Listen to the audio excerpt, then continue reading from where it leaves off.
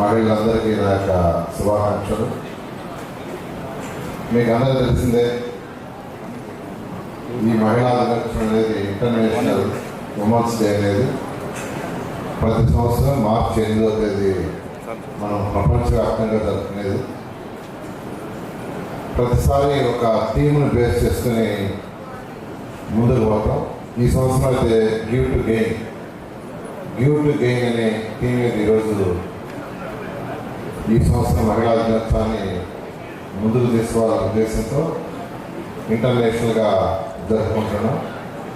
అయితే ఒక్కసారి వెనక్కి పోయి చూసుకుంటే ఈ ఇంటర్నేషనల్ ఉమెన్స్ డే ఎలా వచ్చింది అనుకుంటే 1909లో యాక్చువల్గా ఈ ఐడియా యూఎస్ఏలో స్టార్ట్ అయింది. 1909 తర్వాత 1910లో ఇంటర్నేషనల్ సొసైటీ ఉమెన్స్ కాన్ఫరెన్స్లో దీన్ని బలపరిచారు 1910. ఆ తర్వాత 1917 రష్యన్ ఉమెన్స్ స్ట్రైక్లో ఇది ఇంకా బలపరచడం జరిగింది. తర్వాత యుఎన్ఓ 1975లో ఇంటర్నేషనల్ ఉమెన్స్ డేని డిక్లేర్ చేయడం. అప్పటి నుంచి ప్రతి సంవత్సరం ప్రపంచవ్యాప్తంగా ఈ మార్చి 8న దీన్ని ఉమెన్స్ డే మనం జరుపుకుంటున్నాం. అయితే ఈ ప్రభుత్వం, ఎన్డీఏ ప్రభుత్వం, ఈ రాష్ట్రంలో గౌరవనీయ ముఖ్యమంత్రి నారా చంద్రబాబు నాయుడు గారు మహిళలకి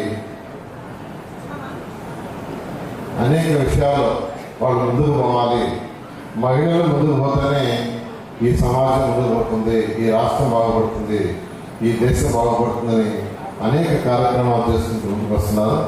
ఒకటే, మహిళలు బలంగా ఉంటే కుటుంబం బలంగా ఉంటుంది, కుటుంబం బలంగా ఉంటే సమాజం బలంగా ఉంటుంది, సమాజం బలంగా ఉంటే దేశం బాగుంటుంది అనే కాన్సెప్ట్ ఈరోజు మహిళలకు అనేక కార్యక్రమాలు మీకు అందరికీ తెలుసు. ఈ ప్రభుత్వం రాగానే మహిళలకి 3 ఉచిత గ్యాస్ సిలిండర్లు ఇస్తామని ఎలక్షన్స్ ముందు చెప్పడం, మాట తప్పకుండా ఎన్ని ఆర్థిక ఇబ్బందులు ఉన్నా గత ప్రభుత్వం 10 లక్షల కోట్లు అప్పు చేసి వెళ్ళినా ఆ అప్పును తీరుస్తూ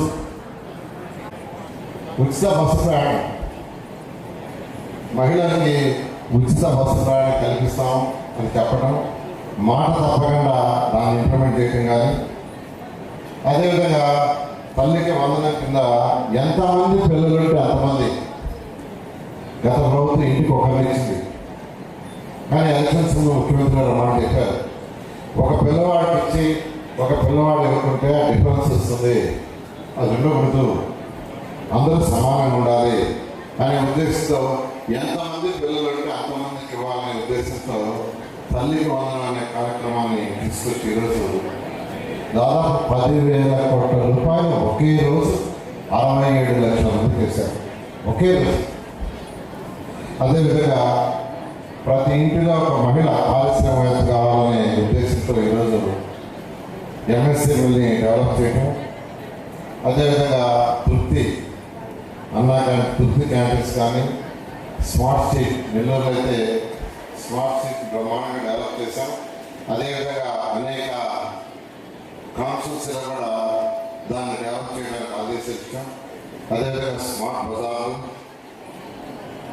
అదేవిధంగా ప్రతి కాన్స్టిట్యూన్సీలో ఒక ఎంఎస్సీ పెట్టాలి, దాంట్లో మహిళలకు పార్టిసిపేషన్ చేయాలి, వాళ్ళు ఆర్థికంగా డెవలప్ చేయాలని గౌరవ ముఖ్యమంత్రి గారి యొక్క ఆదేశంతో ఈరోజు రాష్ట్రం ముందుకు పోతుంది. ఈరోజు అటు మెహ్మా కావచ్చు, డాక్టరా కావచ్చు, మహిళలు అనేక రంగాల్లో ముందుకు పోతున్నారు.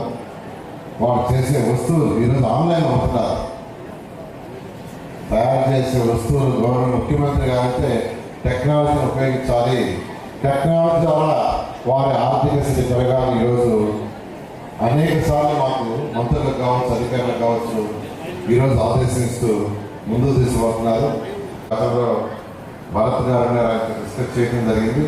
ఇప్పుడు మెహ్మాకి, డాక్టర్ రెండింటికి ఒకే హెడ్ పెట్టింది. ఎందుకంటే డిఫరెంట్ కాకుండా 2 ఆర్గనైజేషన్లు ప్యారల్ పోతే బాగుంటుంది ఉద్దేశంతో ఈరోజు ఒక్కరిని పెట్టి వాళ్ళ ఆధ్వర్యంలో చేస్తున్నాం. నేను ఒకటే చెప్పేది, మహిళలు డెవలప్ అయితేనే ఈ యొక్క దేశం డెవలప్ ఉద్దేశంతో ఆ రోజు స్వర్గీయ ఎన్టీ రామారావు గారు కానీ వారు అనేక సంస్థలు తీసుకొచ్చారు. అదేవిధంగా గౌరవనీయ ముఖ్యమంత్రి గారు గతంలో ముఖ్యమంత్రిగా ఉన్నప్పుడు అనేక సంస్థలు, అంటే ఈరోజు తీసుకుంటే ఆస్తుల సహభాగం కానీ దాంట్లో లోకల్ బాడీస్లో 50% కానీ ఇవన్నీ కూడా అటు ఎన్టీ రామారావు గారు ముఖ్యమంత్రిగా ఉన్నప్పుడు, అదేవిధంగా గతంలో చంద్రబాబు నాయుడు గారు ముఖ్యమంత్రి గారు తీసుకొచ్చే సంస్కరణ. ఈ సంస్కరణ వల్ల ఈరోజు లోకల్ బాడీస్లో 50% మహిళలు ఈరోజు స్వపరిపాలన, అంటే అటు పంచాయతీలు కావచ్చు, మున్సిపాలిటీలు కావచ్చు, ఇవన్నీ లోకల్ బాడీస్ వాళ్ళకు వచ్చే ఆదాయాన్ని వాళ్ళే అక్కడ ఏం చేయాలి, ఏ డెవలప్ చేయాలి, రోడ్డు కానీ, డ్రైన్స్ కానీ, లేదా కమ్యూనిటీ హాల్స్ కానీ, బరియల్ రోడ్స్ కానీ ఏ డెవలప్ చేయాలనే నిర్ణయాలు తీసుకునేది లోకల్ బాడీస్. వాళ్ళ కౌన్సిల్స్ పెట్టి అక్కడ నిర్ణయించుకుంటారు. అది మహిళలకి సమానంగా ఆ నిర్ణయంలోనే అమలు 50% తీసుకొచ్చారు. ఈ విధంగా ఈ యొక్క ప్రభుత్వం ప్రస్తుతం ఎన్డీఏ ప్రభుత్వం, అటు కేంద్రంలో కూడా ప్రధానమంత్రి గారు కేంద్ర ప్రభుత్వం చట్టం చేసింది 2029 ఎలక్షన్లో ఎమ్మెల్యే ఎంపీ ఎలక్షన్లో 30% అంతా రిజర్వేషన్ మహిళలకు ఇచ్చారు. ఇవన్నీ కూడా మహిళలు డెవలప్ అయితేనే, ఆర్థికంగా డెవలప్ అయితేనే దేశమైనా రాష్ట్రమైనా డెవలప్ అనే ఉద్దేశంతో ఈరోజు అటు మన రాష్ట్రంలో ముఖ్యమంత్రి గారు కానీ కేంద్రంలో గవర్నర్ ప్రధానమంత్రి గారు చేస్తున్నారు. దీనికి అన్ని విధాలుగా నేను నెల్లూరు జిల్లాలో నెల్లూరు కాన్స్టిట్యున్సీలో ఎమ్మెల్యేగా ఒక రాష్ట్ర మంత్రిగా అన్ని విధాలు సపోర్ట్ చేస్తానని తెలియజేస్తూ, నేను కూడా నెల్లూరులో మహిళలకు మీకు తెలుసు స్మార్ట్ స్ట్రీట్ పెట్టాను. 140 మందికి యాక్చువల్గా మహిళలకే ఇచ్చాం. దాంట్లో మా కుటుంబ సభ్యుల నుంచి ప్రతి షాప్కి ₹1,00,000 ఇవ్వడం జరిగింది. మహిళలను డెవలప్ చేయాలనే ఉద్దేశంతో ఈరోజు ఒక ఎమ్మెల్యేగా కూడా చేస్తాను. ఖచ్చితంగా అన్ని విధాలా మా నుంచి సహాయ సహకారాలు ఉంటుంది. అందులో అందరూ మీకున్న హక్కులను మీరు సద్వినియోగం చేసుకుని అందరూ ముందుకు పోవాల్సిందిగా తెలియజేస్తూ, ఈ యొక్క కార్యక్రమాన్ని సక్రమంగా నిర్వహించి సక్సెస్ చేసిన అధికారులు అభినందిస్తూ, అదేవిధంగా మహిళా దినోత్సవ సందర్భంగా మరొకసారి మీ అందరికీ నాకు శుభాకాంక్షలు. Thank you. మా డెలివరీ తరఫున మనం చేశాము.